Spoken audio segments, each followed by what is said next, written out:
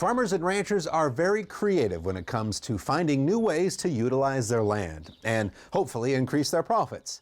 Many farmers diversify. They offer farm stay vacations, they might have seasonal corn mazes, or they plant crops that give them more than one harvest a year. They're also willing to try something new, and that was the case at the Souza farm in Central California, where bright orange sweet potatoes were not heading for the supermarket, they're heading for the bottle.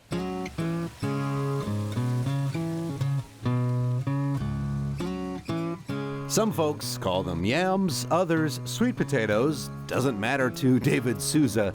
He's selling them by the boxful.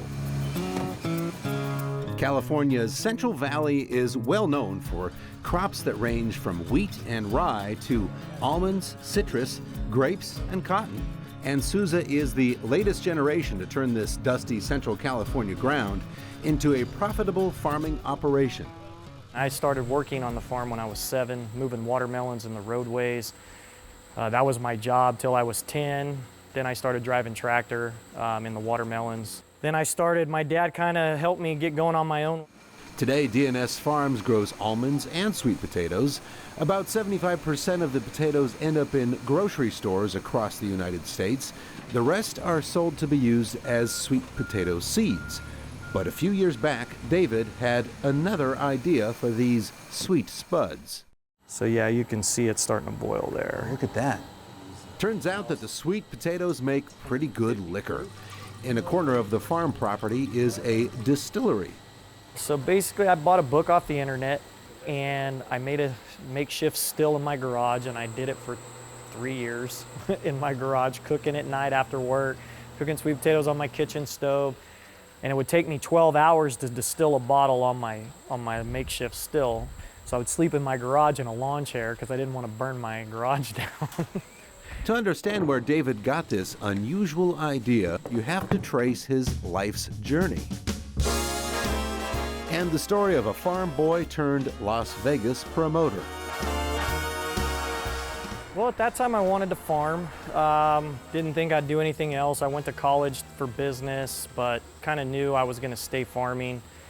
And then when I hit my 20s, I was kind of like, yeah, I might want to do something different. Something which was totally opposite from farming. I always had an interest in music and listening to music, and didn't really have any talent to play it. So I started doing concert promoting, car shows, and kind of that realm of the entertainment business is kind of what led me to want to go to Las Vegas and look at different business aspects there.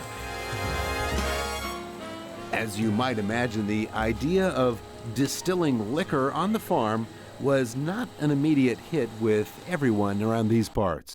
I think at first they thought, is this thing going to make it? How's it going to work? But now they're seeing the value. But persistence paid off. He convinced his family to take a chance. Today, you'll find his sweet potato spirits at liquor stores across the United States, named Corbin Cash after his son. There you go, a little sweet potato stew there. Take a look at that. They're chopped up, and then as they emulsify, it'll turn into like a tomato bisque. It will be the consistency of it when it's done.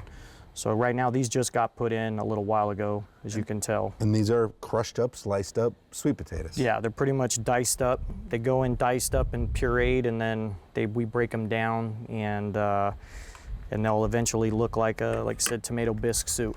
It's amazing that it goes from this to vodka. Vodka, correct.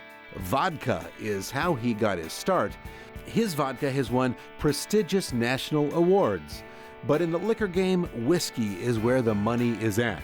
So David is most proud of his Corbin Cash Rye whiskey. He sells his brand as premium at a slightly higher price than the average liquor, and it's the only liquor on the market made from sweet potatoes. The reason it's a premium product is the labor intensity behind it. So, by the time it starts in the field to the time it leaves the distillery, you've got almost a year to 18 months involved, and you've got over 50 people that have touched that bottle before it leaves the distillery. David's timing is right. Craft distilling is a growing trend across the country. Can a California farm kid make it in the liquor game? You might say David Souza is 100% proof. When it comes to agriculture, California is a major player in the nation's food game. It's the country's #1 dairy state, produces more wine than the other 49, contributes large quantities of fruits and vegetables, and is the primary U.S. source for almonds, walnuts, raisins, kiwi, dates, and figs.